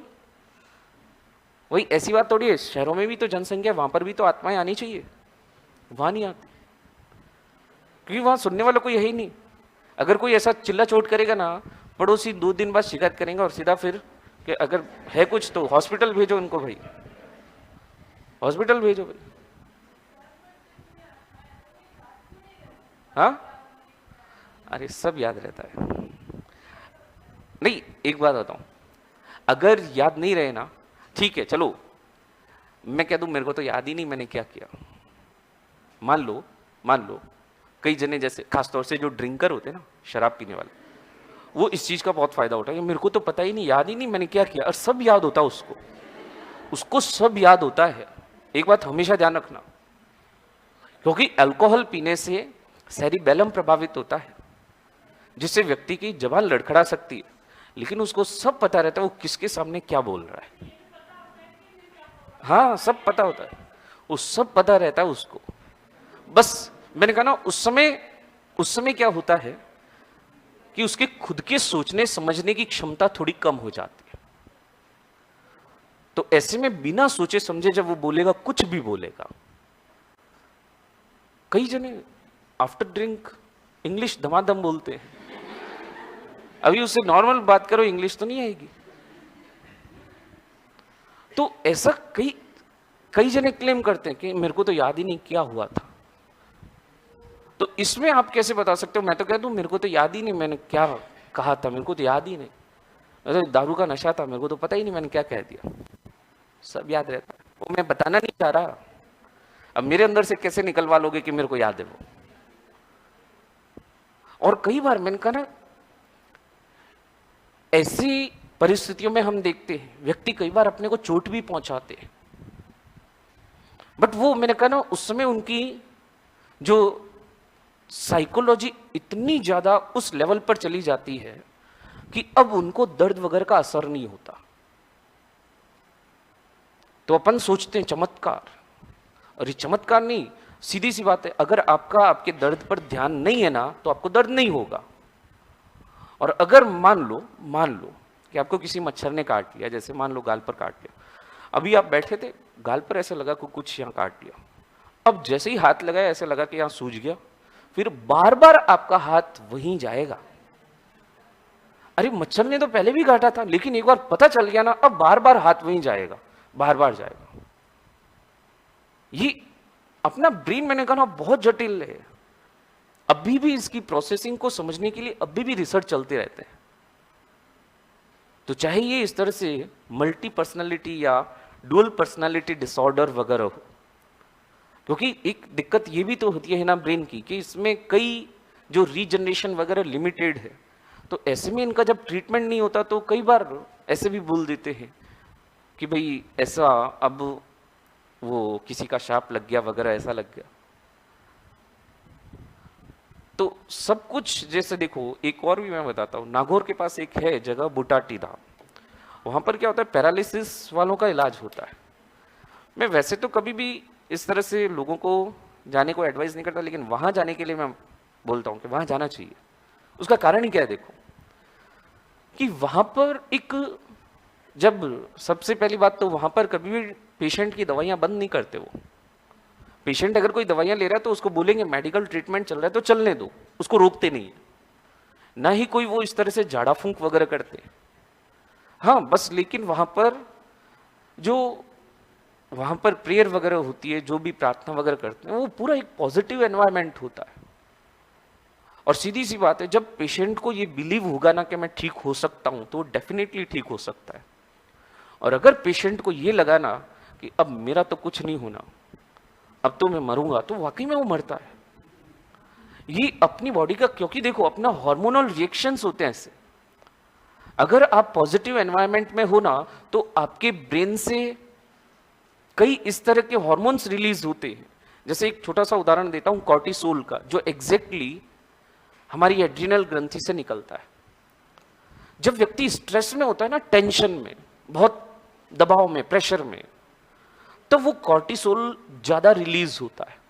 और कॉर्टिसोल की एक सबसे बड़ी खराबी ये है कि आपकी WBCs को कम कर देता है, काउंट ऑफ WBC को कम कर देगा। और ऑब्वियसली जब WBC कम होगी तो आपका इम्यूनिटी भी क्या होगा? कमजोर होगा। ऐसे में आप बहुत जल्दी से बीमार पड़ते हो। तो जब आप ज्यादा टेंशन लेते हो, इसलिए मना करते हैं टेंशन नहीं लेना। टेंशन लेने से जब ऐसे कॉर्टिसोल वगैरह ज्यादा रिलीज होंगे तो ऑब्वियसली बीमारी पड़ेंगे, और क्या है। तो ऐसे स्ट्रेस इस वजह से दूर रहना चाहिए। स्ट्रेस हार्मोन भी कहते हैं कॉर्टिसोल को। तो हम जैसा, भाई हमारी बॉडी सीधा सा रेस्पॉन्स करेगी जैसा हम उसको कहेंगे वैसा। कई बार हम देखते हैं जब भी जैसे कहीं घूमने वगैरह जाते हैं, सारी टेंशन वगैरह खत्म, बिल्कुल कुछ तो अपना अलग ही होता है, अपने को सब कुछ अच्छा लगने लगता है वहां पर। और वापस वही रूटीन वाले काम, टेंशन, प्रेशर, वापस ऐसा लगता है कहां फंस गया आके। अपनी बॉडी का रेस्पॉन्स ऐसा है। तो इसलिए मैं हमेशा कहता हूं स्ट्रेस नहीं लेना, कभी भी कोई भी चीज का टेंशन नहीं लेना। एग्जाम ही तो है, क्या है। एक एग्जाम में अगर पास हुए फेल हुए तो अपना लाइफ थोड़ी डिसाइड करेगा। लोग तो फेल होकर भी अच्छे, और भी अच्छा कुछ क्या पता अच्छा कर सकते, लेकिन अच्छा करने का मन में होना चाहिए, पॉजिटिव एटीट्यूड होना चाहिए। तो आपकी बॉडी भी पॉजिटिव चीजों की ओर जाती है। जब आप नेगेटिव होते हो ना, जब आप बहुत टेंशन वगैरह में होते हो, जब मान लो जैसे एग्जाम है, पढ़ाई का लोड है बहुत, यार मेरे से पढ़ाई नहीं हो रही, टेंशन हो रही है, क्या करूँगा, तो ऐसे में आपको नींद भी खूब आती है, आपका खुद का पढ़ने का मन भी नहीं करता। यानी आप वो सारे काम करते हो जो आपके फेल होने में सहायक होते हैं। ये आपकी थॉट प्रोसेस की वजह से है। ये सब कुछ, ये बारीक चीजें होती है, लेकिन अपन कभी इनको पहचानते नहीं। आप वो सारे काम करोगे जो आपके फेल होने में सहायक होते हैं। और यही अगर आपका एक पॉजिटिव अप्रोच होता है एग्जाम को लेकर, या इस तरह से नहीं होने का यार पता नहीं एग्जाम में सिलेक्शन नहीं होगा तो ये हो जाएगा, नहीं, ये सोचो कि अगर हो जाएगा तो क्या होगा। तो वाकई में आप वैसे, आपके रेस्पॉन्स भी वैसा ही आएगा। ये बड़ी जटिल चीज है। आपका ब्रेन, आपकी साइकोलॉजी कहां से कहां तक ले जा सकती है पता ही नहीं चलेगा। तो इसलिए बाकी ये साइकोलॉजिकल डिसऑर्डर में आप देखते भी मल्टीपल पर्सनालिटी डिसऑर्डर वगैरह, या डुअल पर्सनालिटी तो होता है कई बार। बाकी मैंने कहा ना, most complex part of human brain that is cerebrum. इसके बाद हम बात करें, सेरेब्रम के बाद थैलेमस, एपिथैलेमस, हाइपोथैलेमस। अच्छा देखो, एक तो ये इंपॉर्टेंट है, यहां से क्वेश्चन बनने की संभावना सबसे ज्यादा। थैलेमस, एपिथैलेमस कोई इतना ज्यादा इंपॉर्टेंट नहीं, लेकिन हाइपोथैलेमस अगेन इंपॉर्टेंट पार्ट। देखो थैलेमस और एपिथैलेमस में बात कर लेता हूं कि एपिथैलेमस से तो जुड़ी रहती है pineal gland. AP that means ऊपर, हाइपो मतलब नीचे, और बीच में कौन हो जाएगा? थैलेमस। सबसे ऊपर एपिथैलेमस, बीच में थैलेमस और नीचे हाइपोथैलेमस। एपिथैलेमस से हम देखते हैं पीनियल ग्लैंड जुड़ी रहती है। थैलेमस की बात करूं तो थैलेमस के सामने ध्यान रखना, अपन जब नर्व्स पढ़ेंगे, ऑप्टिक नर्व्स आती है। सेकंड जो क्रेनियल नर्व है वो कौन सी है? Optic nerve. तो ध्यान रखना, क्रेनियल नर्व कितनी होती है? 12 जोड़ी, जो अपन ने कल लिखा था ना उत्पत्ति के आधार पर। कपाल तंत्रिकाएं और मेरु तंत्रिकाएं। कपाल तंत्रिकाएं कितना जोड़ी होती है? कपाल तंत्र, क्रेनियल नर्व्स 12 जोड़ी। 31 जोड़ी कौन सी होती है? Cranial nerves. तो एक शब्द ध्यान से सुनना, 12 जोड़ी है ना, एक राइट साइड से निकलती है, एक लेफ्ट साइड से। और ये जब निकलती है तो जब ये क्रॉस करती है जिस जगह पर ऑप्टिक नर्व्स, वो थैलेमस के सामने करती है, ऑप्टिक नर्व्स। ठीक है। हाइपोथैलेमस की बात करते हैं, again important structure of human brain. Hypothalamus के काफी सारे कार्य। जब हम बात करते हैं एंडोक्राइन सिस्टम को कंट्रोल करने वाली जो ग्लैंड है या मास्टर ग्रंथि कौन सी? पीयूष ग्रंथि। लेकिन उस पीयूष ग्रंथि को कौन कंट्रोल करता है? हाइपोथैलेमस। हाइपोथैलेमस खुद एंडोक्राइन ग्लैंड के समान यानी अंतःस्रावी ग्रंथि के समान हार्मोन्स रिलीज करता है। तो एक तरह से मास्टर तो हो गई पीयूष, और ऊपर हेड मास्टर कौन है? ये हाइपोथैलेमस। यानी पूरा एंडोक्राइन सिस्टम को कंट्रोल कर रहा है ये हाइपोथैलेमस। First thing. सेकंड, हमारे बॉडी टेम्परेचर को रेगुलेट करता है। भाई अगर बुखार नहीं हो तो बाहर कितना भी टेम्परेचर हो, अपने शरीर का तापमान 37 डिग्री सेल्सियस लगभग बना रहता है, और इसको मेंटेन करने का काम कौन करता है? हाइपोथैलेमस।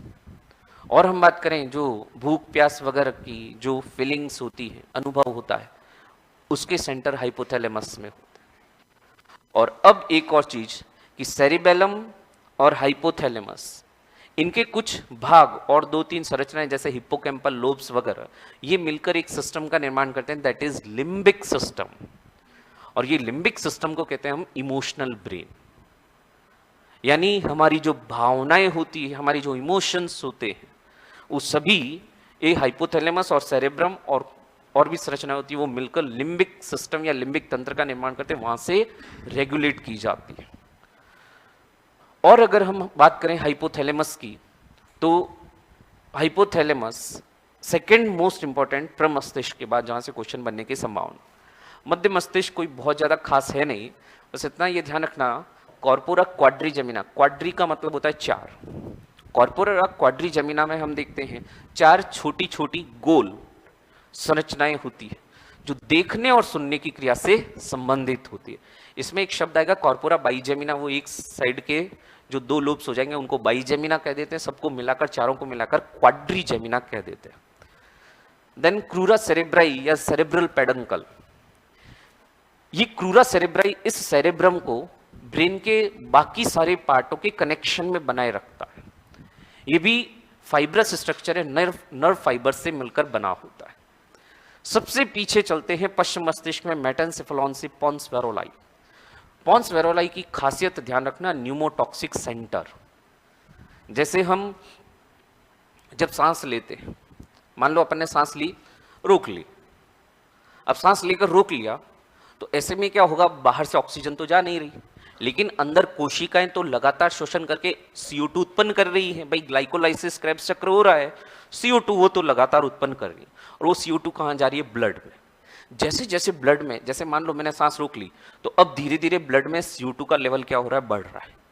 अब जैसे ही CO2 का लेवल बढ़ता है ना, तो सीधे संदेश जाते हैं इस न्यूमोटॉक्सिक सेंटर को, और वहां से जो आपने सांस रोक रखी है ना, अब आपको झक मार के सांस लेनी पड़ेगी। तो ध्यान रखना, क्योंकि इंपॉर्टेंट चीज है, श्वसन केंद्र रेस्पिरेटरी सेंटर मेडुला ऑब्लांगेटा में भी होते हैं, और ये न्यूमोटॉक्सिक सेंटर कहां पर है? पॉन्स वेरोलाई में भी। तो न्यूमोटॉक्सिक सेंटर कहां स्थित होते हैं? पॉन्स वेरोलाई में।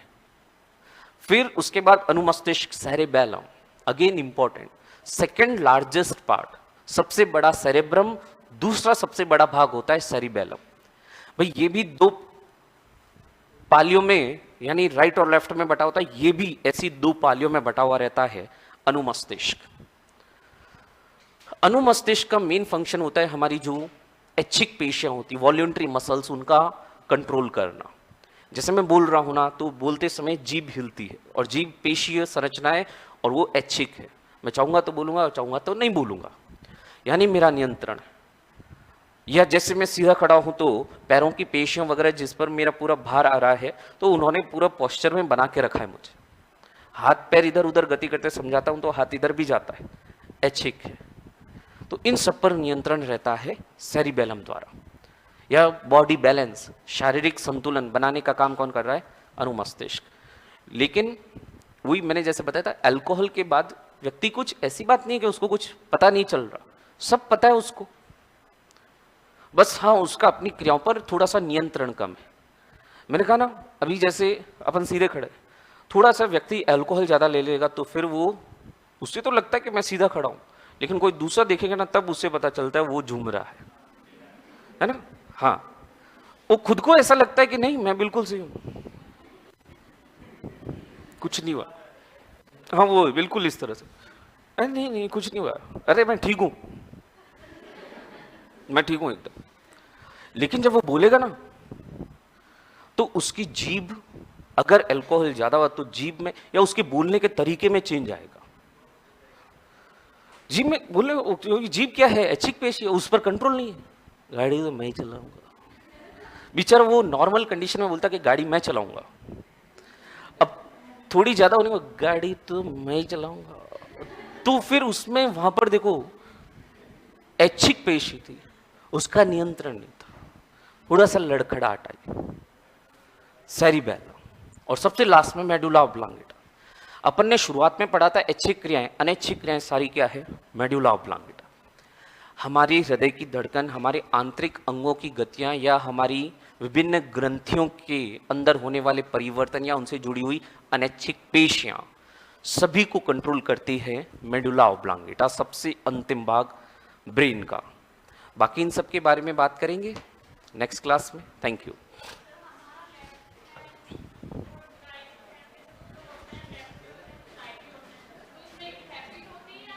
It's just habit. नहीं नहीं, जस्ट हैबिट। नहीं नहीं, ऐसा कुछ नहीं।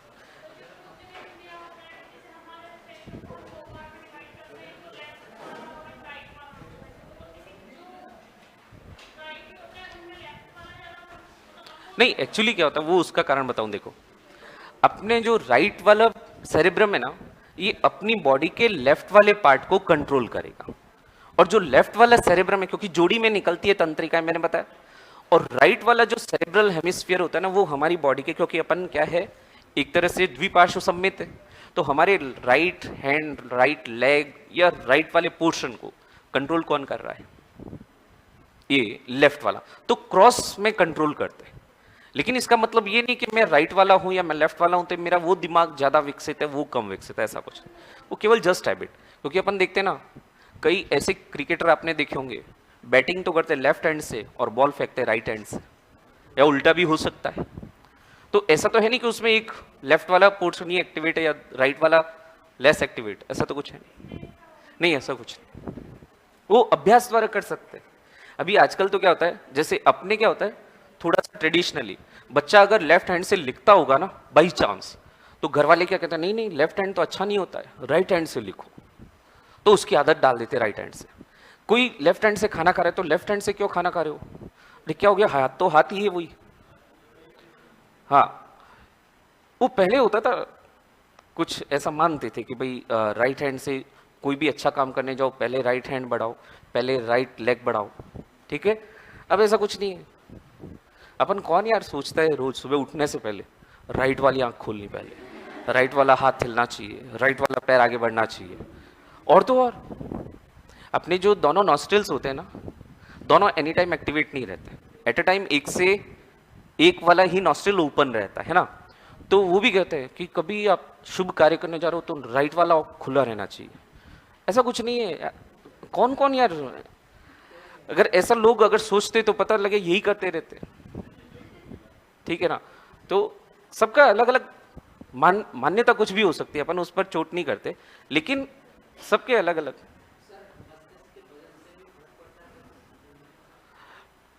नहीं, वजन तो जैसे अपन बात करें नॉर्मली वो वजन उतना रहता है, धीरे धीरे बढ़ता है आफ्टर बर्थ। नहीं, वजन की बात नहीं, क्योंकि वजन की बात करें तो ब्लू व्हेल का सबसे ज्यादा है, बट उसकी वजन की बजाय अपन ये कहते हैं क्रेनियल कैपेसिटी। क्रेनियल कैपेसिटी यानी अपने शरीर, अपने खोपड़ी के आकार में अपने ब्रेन का वॉल्यूम या आयतन कितना है, जिसे हम मस्तिष्क की क्षमता को क्यूबिक सीसी में अपन व्यक्त करते हैं। तो वो अपन देखते हैं मनुष्य की सबसे ज्यादा होती है। तो उसमें जो अपन ने बताया था ना गायरी सल्काई, तो ये पाया जाना भी हमारे मस्तिष्क की क्षमता को बढ़ाता है।